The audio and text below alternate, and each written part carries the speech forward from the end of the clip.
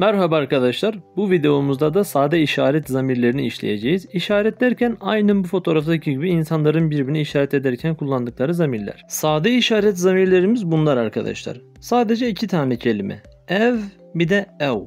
Ev yakın için, ev uzak için. Yani ev dediğimizde bu ve bunlar diyoruz. Ev dediğimizde ise o ve onlar diyoruz. Peki nasıl tekil ve çoğul yapıyoruz? Daha önce 3. tekil kişi zamirinden hatırladığınız gibi 3. tekil ve 3. çoğulda sondaki eklerle, şahıs ekleriyle tekil ve çoğul yapıyoruz.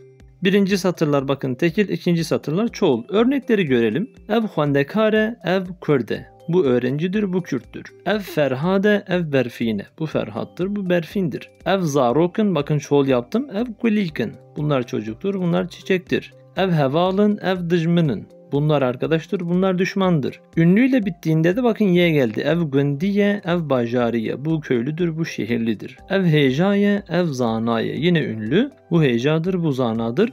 Ev revine, ev amedine. Bunlar yolcudur, bunlar amedlidir. Sonuna gelen şahıs eklerini bildiğiniz için açıklamıyorum. Bakın ev zevcine, ev kuştine. Çoğul eki gelmiş. Ünlü olduğu için de ne gelmiş? In değil de. Bunlar evlidir, bunlar ölüdür. Bu örneklerin hepsinde yakındık, şimdi uzağa geçtik. Ev xwendekare, ev kurde. Ev ferhade, ev berfine. Ev zarokun, ev kulilkin. Yani ev dediğinde o ve onlar diyor. Sondaki şahıs eklerine dikkat. Ev hevalın, ev dıjmının. Ev göndiye, ev bajariye. Bakın bu tekil. Tekil derken o diye tercüme edeceğimizi kastediyorum. Çoğul olduğunda da onlar.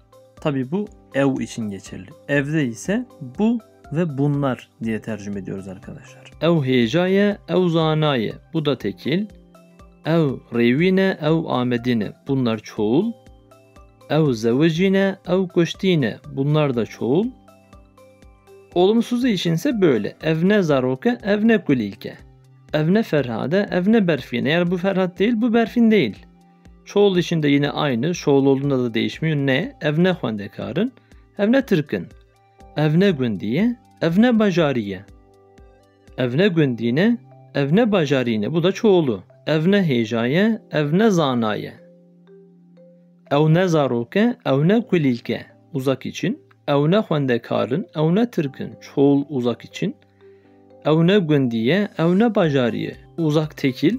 Evne gündine, evne bajarine. Uzak çoğul. Yani bu videoda ne yapmayı öğrendik? Bu, o, bunlar, onlar demeyi öğrendik arkadaşlar. Bunların bir de bütünlü versiyonu var. Orayı görene kadar bekleyiniz. Arkadaşlar lütfen beğenmeyi, paylaşmayı ve abone olmayı unutmayınız. Gerçekten büyük emek veriyorum bu videoların hazırlanması için. Sizden ricam ise hem faydalanın hem insanlarla paylaşın, insanlar faydalansınlar.